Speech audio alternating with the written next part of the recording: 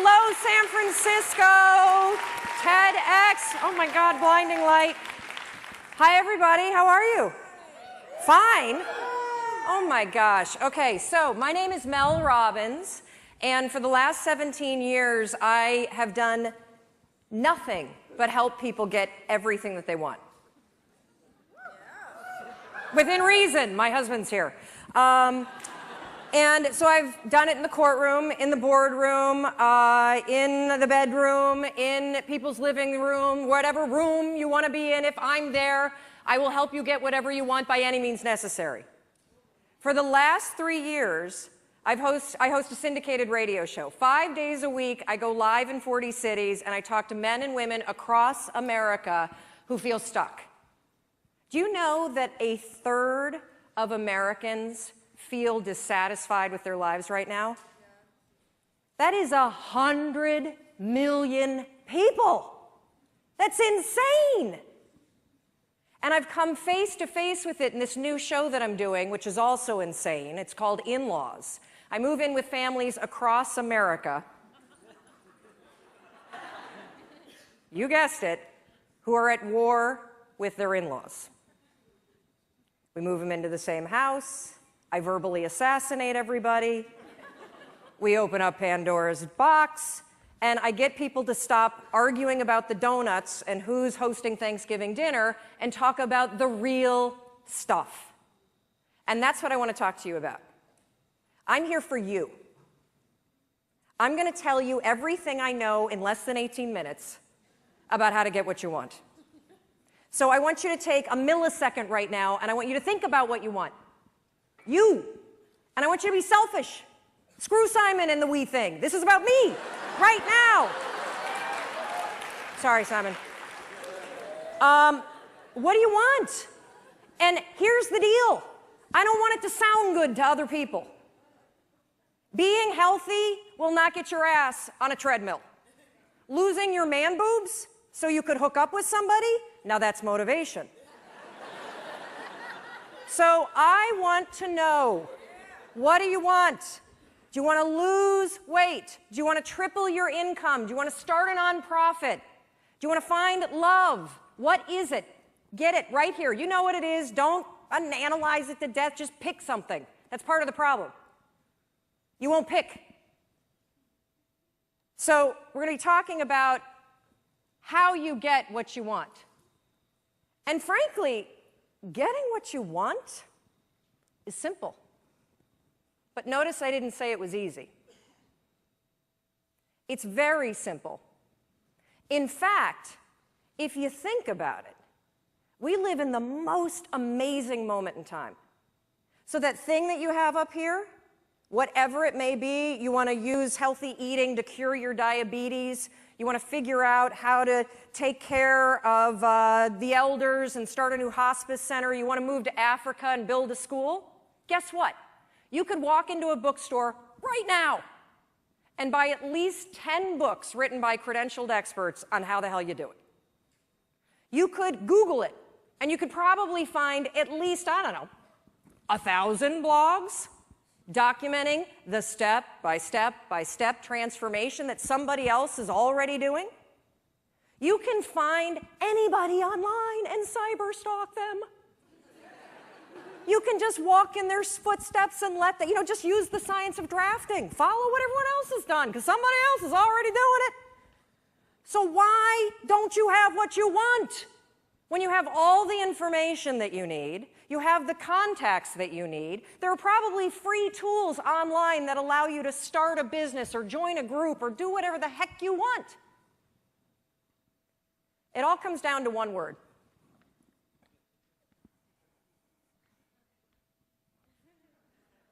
Shut the front door. You know what I'm talking about?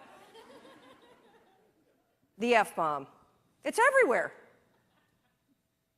You hear it all the time, and I honestly don't understand what the appeal is of the word. I mean, you don't sound smart when you say it.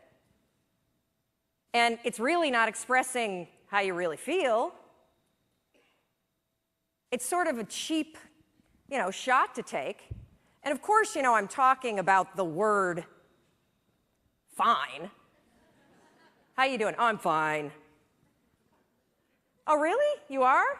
Dragging around those extra 40 pounds? You're fine? Feeling like roommates with your spouse? And you're fine? You haven't had sex in 4 months? You're fine? Really? I don't think so. But see, here's the deal with saying that you're fine. It's actually genius. Because if you're fine, you don't have to do anything about it. But when you think about this word fine, it just makes me so angry. I mean, here we are at a conference about being alive, and you're going to describe the experience of being alive as fine? What a flimsy and feeble word. If you're crappy, say you're crappy. If you're amazing, say you're amazing. Tell the truth. And this not only goes for the social construct, oh, I don't want to burden you with the fact that I hate my life, or, hey, I'm amazing, but that would make you feel terrible. The bigger issue with fine is that you say it to yourself. That thing that you want, I guarantee you, you've convinced yourself that you're fine not having it. That's why you're not pushing yourself. It's the areas in your life where you've given up, where you've said, oh, I'm fine. My mom's never going to change, so I just can't have that conversation. I'm fine. We got to wait until the kids graduate before we get divorced, so we'll just sleep in separate bedrooms. I'm fine. I lost my job. I can barely pay my bills, but whatever. It's hard to get a job. And, one of the reasons why this word also just annoys me so much is scientists have calculated, oh yeah, I'm coming down. Scientists have calculated the odds of you being born. That's right. They've crunched the numbers. I see you up there. They have crunched the numbers on you. Yeah, no, you guys standing up, you want to sit down for this. They've crunched the numbers on you being born. And they took into account all of the wars and the natural disasters and the dinosaurs and everything else. And do you realize that the odds of you, yeah, right here, put your computer away, stand up for me, Doug.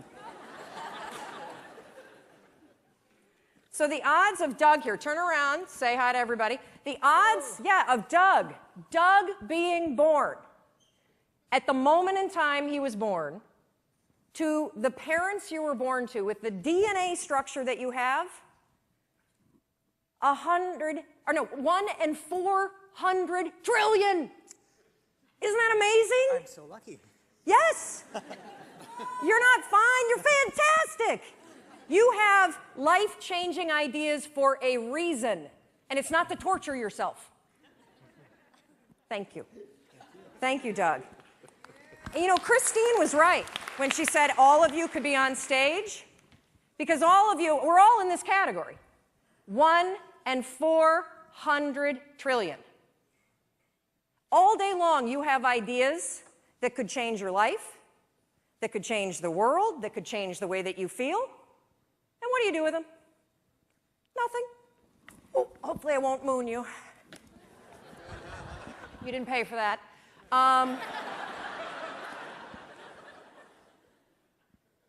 And I want you to just think for a minute, because we all have, I love to use the analogy, the inner snooze button.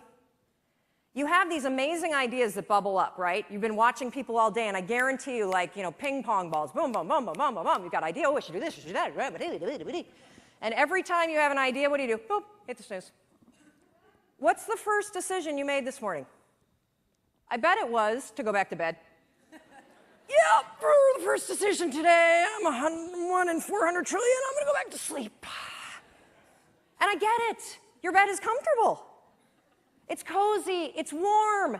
If you're lucky, you've got, somebody that you love next to you. Or in my case, I've got my husband and my 2 kids and possibly the dog. And the reason why I'm bringing up this first decision that you made today and the inner snooze alarm is because in any area of your life that you want to change, there's one fact that you need to know. Just one. You're never going to feel like it. Ever. No one's coming. Motivation isn't happening. You're never going to feel like it. Scientists call it activation energy. That's what they call the force required to get you to change from what you're doing on autopilot to do something new. So try this test tomorrow. You think you're so fancy. I know you're attending TED. Try this. Tomorrow morning, set your alarm for 30 minutes earlier. And then when it goes off, take those sheets, throw them off, and stand up and start your day. No snooze, no delay, no I'll just wait here for 5 seconds because Mel's not standing here. Do it. And the reason why I want you to do it is because you will come face to face with the physical, and I mean physical, force that's required to change your behavior. Do you think that somebody who needs to lose weight ever feels like going on a diet? Of course not. Do you think they ever feel like eating boiled chicken and peas instead of a croissant? I don't think so. The activation energy required to get your ass away from your computer and out your front door to go on the walk you said that you were going to go on is the exact same amount of force that it takes you to push yourself out of a warm bed and into a cold room.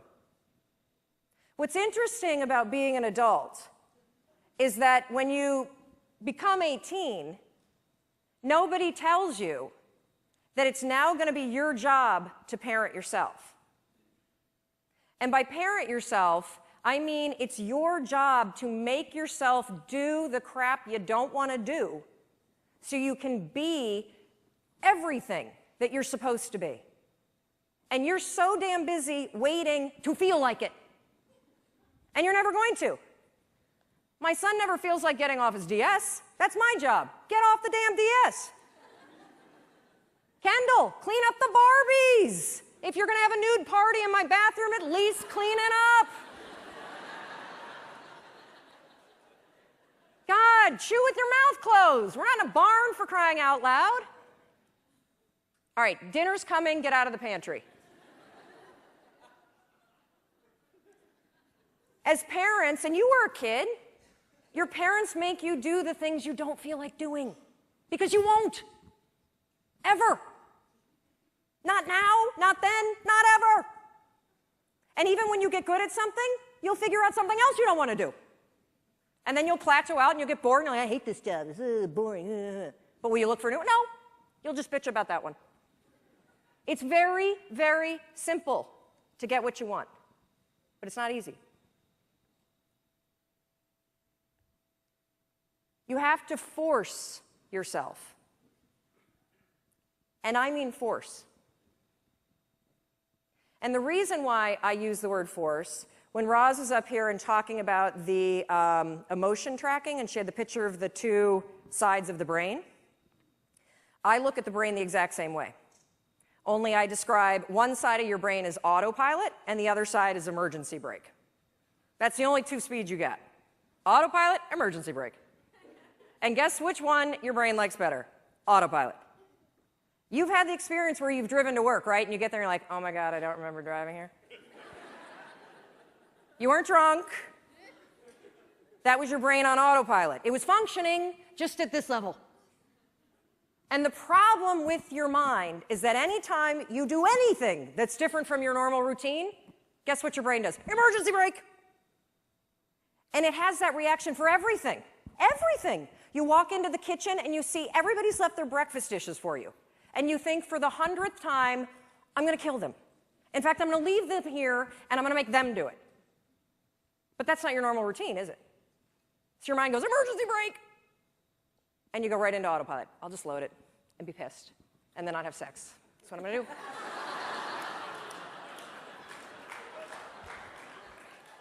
So when I say force, anything that's a break from your routine is going to require force. And if you think about your life, it's kind of funny because we, are kids, and then we become adults, and we spend so much time trying to push our life into some sort of stable routine, and then we grow bored of it. You wake up at, the same time every day, you have largely the same breakfast, you drive to work the same way, you show up at work, you look busy, you avoid making calls, you update Facebook, you attend a meeting and doodle the whole time, you go back and update Facebook, you make plans for the evening, you look busy some more, then you drive home the same way, eat largely the same dinner, or, variety of it. You watch the same kind of media, and then you go to bed and do the same thing all over again. No wonder you're bored out of your mind. It's the routine that's killing you. I have this theory about why people get stuck in life. So most of you have probably taken your basic Psych 101 class, and you've bumped into Andrew Maslow's hierarchy of needs. Well, your body is kind of cool because you have these basic needs. And your body is wired to send you signals. If you are hungry, if you need food, what do you feel? If you need water, what do you feel? If you need sex, what do you feel? Thank you. I think when you feel stuck or dissatisfied in your life, it's a signal. And it's not a signal that your life is broken. It's a signal that one of your most basic needs are not being met. Your need for exploration. Everything about your life, about your body, grows. Your cells regenerate, your hair, your nails, everything grows for your entire life. And your soul needs exploration and growth. And the only way you'll get it is by forcing yourself to be uncomfortable. Forcing yourself to get outside. Out of your head, thank you. If you're in your head, you're behind enemy lines. That is not God talking, okay? It's not. In fact, if I put a speaker on it and we broadcast what you say to yourself, we would institutionalize you. You would not hang out with people that talk to you the way you talk to yourself. So get out of your head. Your feelings are screwing you. I don't care how you feel. I care about what you want. And if you listen to how you feel when it comes to what you want, you will not get it. Because you will never feel like it. And you need to get outside your comfort zone. It's not about taking risks, it's about getting outside your comfort zone. Those first 3 seconds when you push yourself out of bed, they blow. But once you're up, it's great. Those first 3 seconds when you're sitting here in a studio or a stadium like this and somebody says, get up and come dance, and you think, oh, I should do that. And then you're like, oh. That experience that you had where you had the impulse to do it, and then you didn't do the activation energy required to force yourself, your emergency brake got pulled. I'm sitting right here. I'm not going up with those crazy people. I don't like to dance. But what happened for me is I came up and I bumped into Rachel, and then we started talking, and next thing you know, she's tweeting. And we're friends. And boom, get outside. That's where the magic is. That's where the 1 in 400 trillion exists. So everything I do, wait, okay, this is the last part, sorry. So one more thing that you can use. I call it the 5-second rule. Your mind can process a facial expression in 33 milliseconds. It can move pretty damn quick. The other thing that it does very quickly is if you have one of those little impulses that are pulling you, if you don't marry it with an action within 5 seconds, you pull the emergency brake and kill the idea. Kill it. If you have the impulse to get up and come dance while the band is playing, if you don't stand up in 5 seconds, you're going to pull the emergency brake. If you have an impulse about you were inspired by somebody's speech today, and you don't do something within 5 seconds, write a note, send yourself a text. Anything physical to marry it with the idea, you will pull the emergency brake and kill the idea. Your problem isn't ideas. Your problem is you don't act on them. You kill them. It's not my fault. It's not anybody's fault. You're doing it to yourself. Stop it. I'm counting on you. 1 in 400 trillion. You got stuff to do. And it's not going to happen in your head. So I want you to practice this today. When we go off to party, thank God it's coming soon because I think we all could use a cocktail.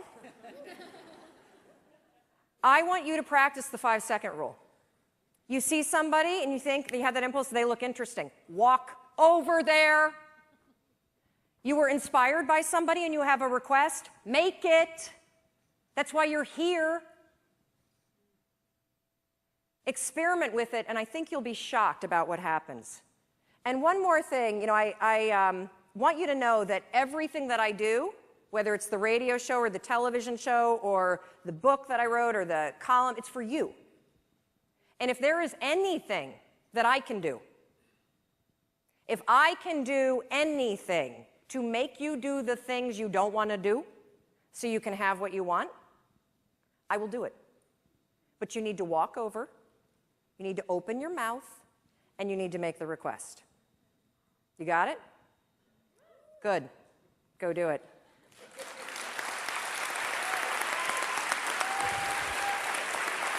Thank you. Thank you. Yes, stand up. You have the impulse. Stand